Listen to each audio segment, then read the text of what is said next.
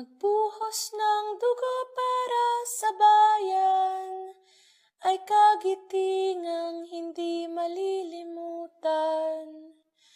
Ang buhay na inialay sa lupang mahal, mayaman sa aral at kadakilaan.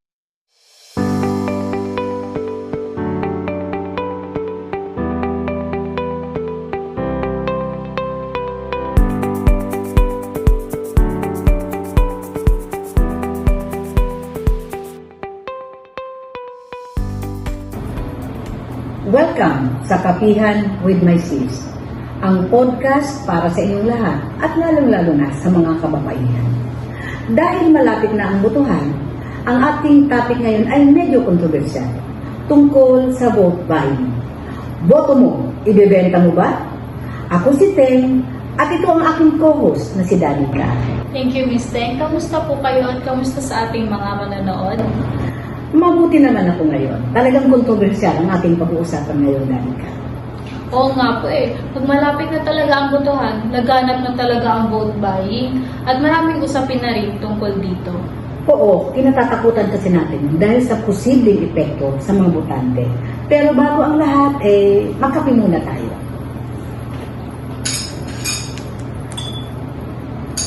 Talaga pong magkapares ang kape at kwentuhan po, no? Ang sarap-sarap talaga ng kape. Ano po paborito niyo ng coffee? Ay nako, ang paborito ko, Arabica. Pero nilalagyan ko pa rin ng creamer para mas masarap. Ako naman po, ang paborito ko is black coffee. Pero paminsan-minsan nilalagyan ko rin po ng creamer. Okay, so may pareho pala tayo ng paboritong kape, ilalagyan ng creamer. Talagang iba ang pakiramdam ko dahil kapag nakainom ako ng kape. Pero bago ang lahat, pasalamatan natin ang Friedrich Naumann Foundation na patuloy na sumusuporta sa Kapihan with My Sis podcast. Salamat, FNF Philippines. Talaga pong malaki ang tulong sa atin ng FNF Philippines. Maraming salamat po. Alam mo, Danica, ang vote buying ay parang ahas na pumapatay sa demokrasya, di ba? Opo, kasi imbis na po yung matinong kandidato ang iboboto nila, talagang iboboto po nila yung namimigay ng pera. At maraming balita na sinasabihan pa yung mga taong tumanggap ng pera na malalaman ng kandidato kung hindi sila ibinuto at may halong pananakot pa. Pwede po ba yung miski sa electronic voting? Ay, actually hindi ko rin alam. Kaya nga, bumisita ako kay COMELEC Commissioner Louie Guia at isa yun sa mga itinanong ko sa kanya. Totoo bang kayang malaman ng kandidato na hindi siya ibinoto ng mga taong binayaran niya?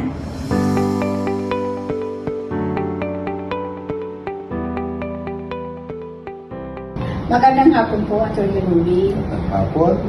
Totoo ba ang kayang malaman ng politiko na hindi sila ibinoto ng mga taong binili nila ang boto? No, ang disenyo kasi ng proseso, hindi dapat nalalaman yan. No? Dahil yun nga, kung napapansin nyo, kada election may folder.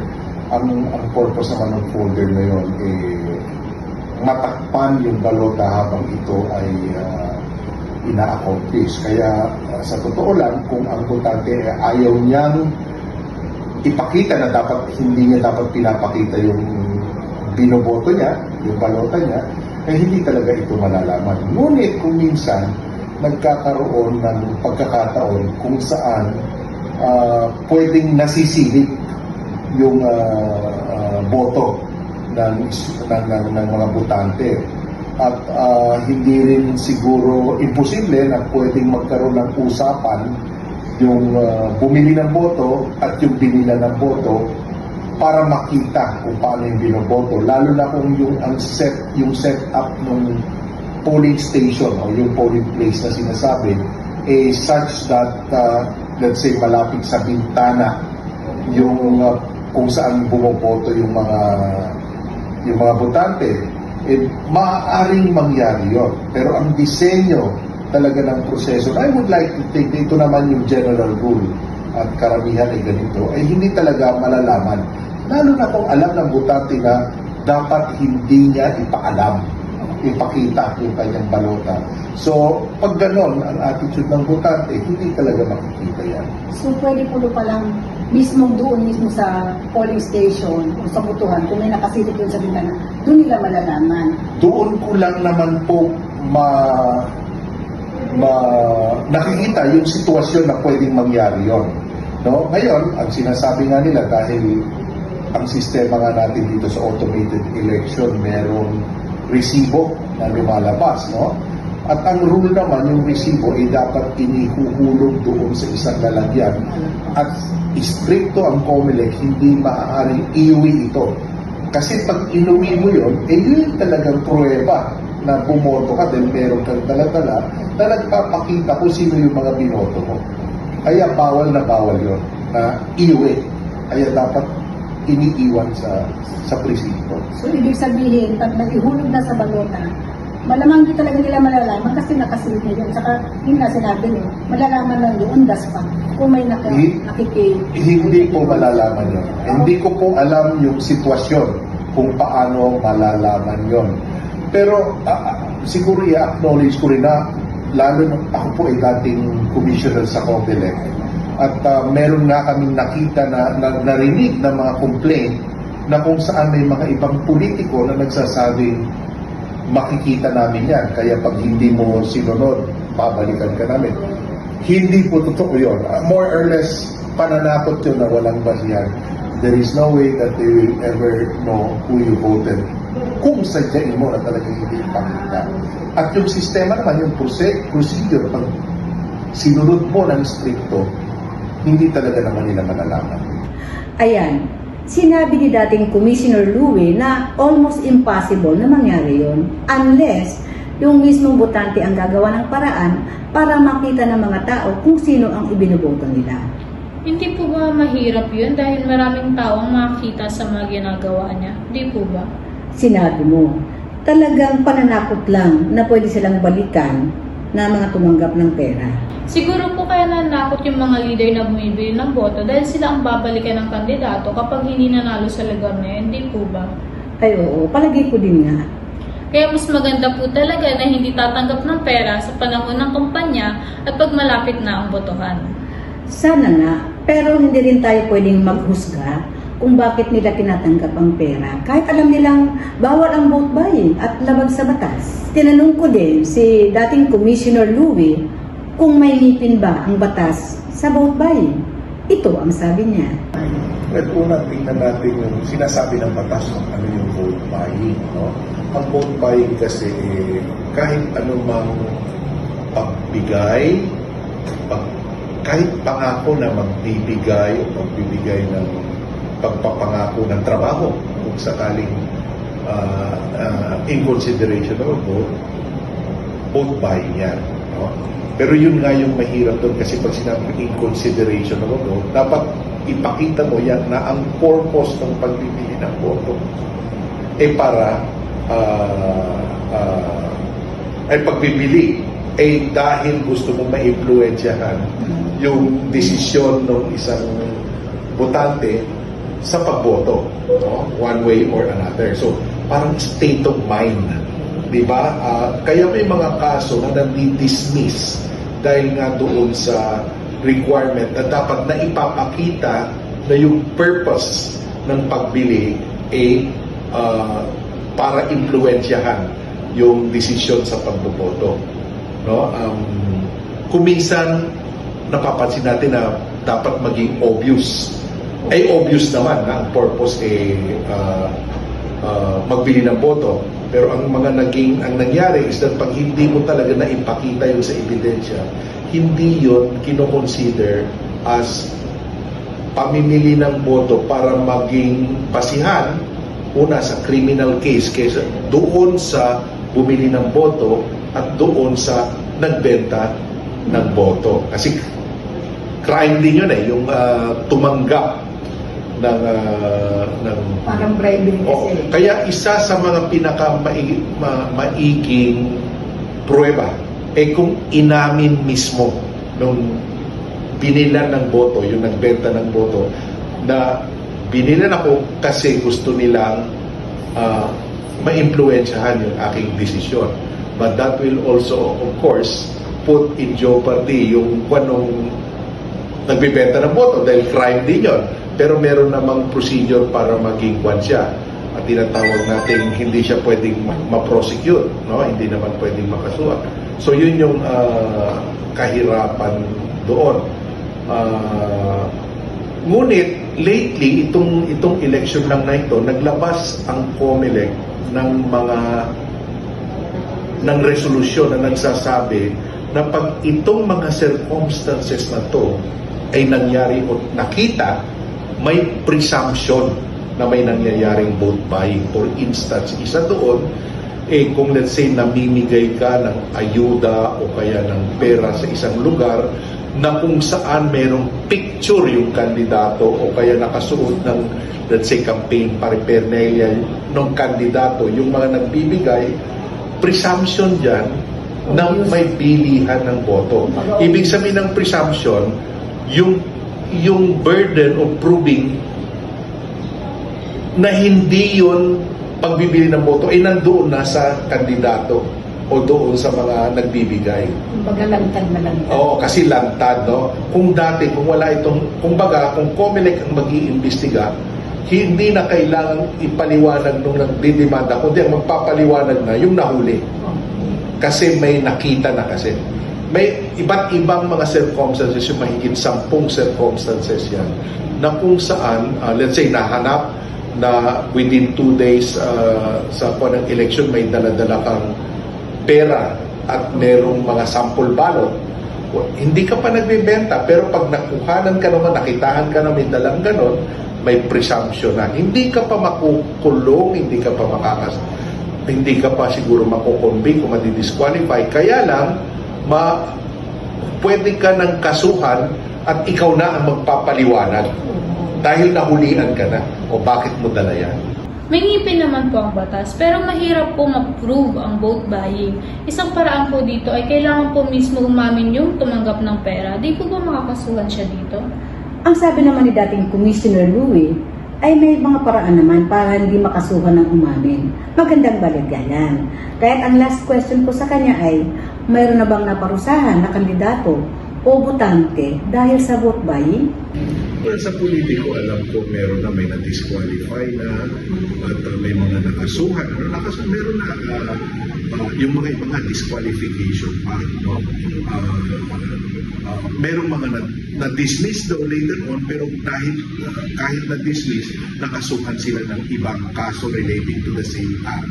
For instance, dito po sa Cavite, somewhere in southern Luzon, merong nakasuhan ng vote buying at yung tinatawag nila yung paggamit ng resources ng gobyerno sa politiko. So ito mga incumbent na nakitahan na nagbibigay ng pera at ng mga benefits at the time na may kampanya. So pinasuhan sila ng vote buying saka yung tinatawag ng use of public funds. No?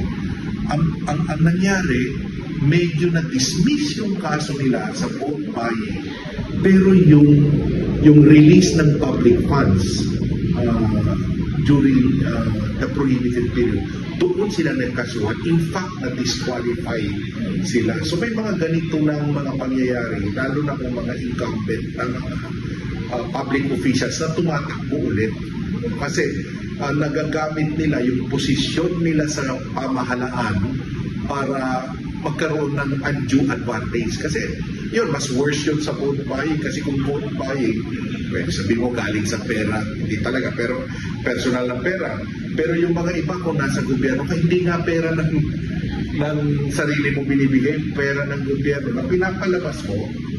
Kaya walang maniniwala dito sa sariling pera ginagastos nila. I don't think well, whether sariling pera nila o hindi, talagang kasuklam-suklam din yun dahil ang gusto mo talaga.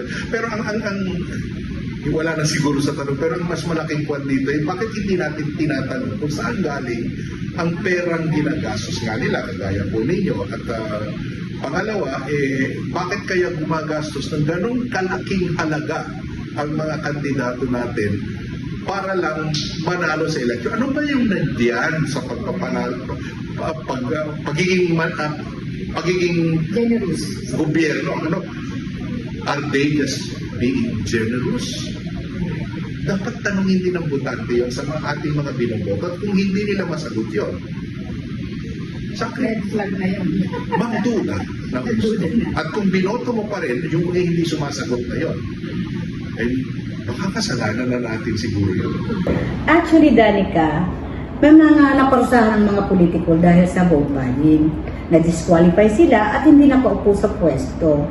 May binanggit din kaso si Commissioner Louie na nakasuhan ng hindi dahil sa vote buying, kundi dahil sa illegal use of public funds.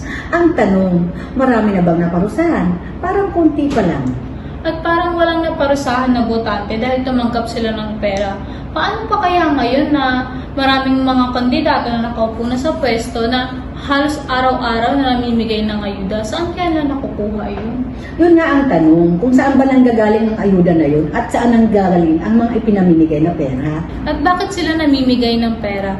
At bakit sila gumagastos ng milyones para manalo? Kaya maliit lang naman ang sweldo ng politiko. Paano nila ang babawiin ito? Ay nako, nakakadismaya. Parang alam ko na nga kung saan nila kukuhain eh. Nakausap din natin si Doc Carmela Javier na tumatakbong mayor ng Montalban. Makakapigil ba sa mga matitinong tao ang pagpasok sa politika dahil sa vote buying? Ang ganda ng sagot niya. Magandang gabi po sa inyong lahat. Ako po si Doc Javier na tumatakbong mayor po sa bayan ng Montalban. At ako po ay kasalukuyang konsihal ng bayan dito po sa aming bayan. May isang panuntunan na nagiging hadlang ba daw sa mahuhusay, matatapat at matitinong tao ang pumasok sa politika dahil sa vote buying ng mas may paperang politiko. Sa aking pananaw po ay ito ay nakaka-apekto dahil nasasayang mo ang pagiging may malasakit, matitino at may mga aral yung ating gustong maglingkod bayan. Doon sa, kumpara po sa may pera, nagbibili nila yung ating mga kababayan. Nakakalungkot nga lang po at ito yung minsan nagaganap, pero ngayon o ay baka po hindi na po mangyari, na sana I'm hoping na maitalaga ho talaga nila yung gusto nila na hindi lang may pera yung ibang kalaban o meron silang partido na talagang binibigyan sila ng pagkakataon. Yun lang ho at maraming salamat po sa inyo. Sa Manay Laila's Corner, may mga sinabi din si Manay Laila tungkol sa vote buying. Panoorin natin. Dara ML, Dara ML, Dara ML, Dara ML. Magandang araw sa inyong lahat, mga kaibigan ng Kapihan with Sis. Ako po si Manay Laila de Lima ng ML Party List. Thank you for inviting me to be part of this very important conversation. So the question, may kinalaman ba ang vote buying sa pagdami ng mga party list na hawak ng political dynasties at traditional politicians? Ang sagot ko, absolutely. Once political clans and business interests took over the party list system, it was only a matter of time before traditional tactics like vote buying entered the picture. Dati, cheating happened at the canvassing level. Basta may connection ka sa board of canvassers, pwede kang makalusot sa dagdag bawas. But now, because of automation, that kind of manipulation has become harder. Kaya bumalik ang pandaraya sa mas personal na paraan. Vote buying. One voter at a time. Madalas, tinatakpan po ito bilang bayad sa poll watcher. Pero kung halos buong barangay ay poll watchers, alam na natin ang laro. In many places, this is now the norm during local elections. At yes, it affects the party list vote too, especially party lists that are backed by dynasties. Usually, package deal yan. Boto ng mayor, boto kay congressman, at boto sa party list nila. Buy one, take all. Hindi na kailangang mangampanya sa buong bansa. Kailangan lang nilang manalo sa sarili nilang balwarte. There are also party lists na hindi naman bumibili ng boto directly, pero sumasakay sa machinery ng mga local politicians in exchange for future favors, pondo, pork barrel, o posisyon. The result? A system that was meant to give voice to the marginalized is now being used to protect those in power. That's why, in ML Party List, we continue to fight for reforms that restore the true purpose of the party list system. Representation, genuine representation, not replication of dynasties. Hustisya, hindi transaksyon. Paninindigan, hindi palitan. To everyone watching today, your vote is not just a choice. It is an act of conscience. Don't let it be bought. Don't let it be borrowed. Vote with dignity. Vote with a sense of history. And vote with the hope that justice and reform can win. Ako po si Manay Laila. Maraming salamat. At tuloy po ang laban. Laban ng hustisya. Nakakalungkot, Danica, dahil may ugnayan pala ang vote buying at ang pagkalat ng party list dahil sa karamihan ay pag-aari ng political dynasties at mga businesses. Tama nga po si Manay Laila na sobrang lakas po ng vote buying ngayon dahil sobrang hirap ng mandaya sa bilangan dahil automated na po ngayon eh. So talagang kapit-kapit na lang talaga sa vote buying. Yun na example na ibinigay ni Manay Laila na kumukuha sila ng mga poll watchers sa halos isang buong barangay para magmukhang legal ang pamimigay ng pera. Talagang garapalan. Totoo po. At ang tanong po natin, ang boto mo ay ibebenta mo ba? Huwag mong ibebenta ang boto mo dahil pag binenta mo ang boto mo ay babawiin ng politika ang pera ibinigay sa iyo sa pamamagitan ng pagnanakaw sa kaban ng bayan. Totoo po iyan at ito naman po ang sagot sa isang mga botante. Halimbawa, may nag-offer sa'yo ng 3,000 na alam mo na para yun sa boto mo. Anong gagawin mo? Ay, kukunin ko yung pera pero hindi ko sila iboboto. Alam mo sa akin, kung sino yung nagbabayad, yun ang hindi ko iboboto. Oo, tama. Kukunin ko yung pera na yun, sayang yun eh. Oo. Pero hindi ko sila iboboto. Siguro nga pwede yon. After all, hindi naman nila malalaman na hindi natin sila ibinuto. Oo nga po ang talino talaga ng pagkasabi niya. Sana nagustuhan ninyo ang aming topic tungkol sa vote buying. Magkita-kita po ulit tayo sa susunod na Kapihan with my sis. Thank you po sa lahat ng ating mga viewers. Pero bago po tayo magtapos, ito po ang munting paalala na sa May 12, bumoto ng maaga. May early voting mula 5 a.m. to 7 a.m. para sa seniors, PWD at mga buntis. Ang regular voting hours naman po ay 7 a.m. to 7 p.m. At iboto ang matino. Mahalang bayan, Hindi magnanakaw. Ito si Ted. at ako po si Danica Sical. Hanggang sa susunod na Kapihan with my sis. Bye-bye!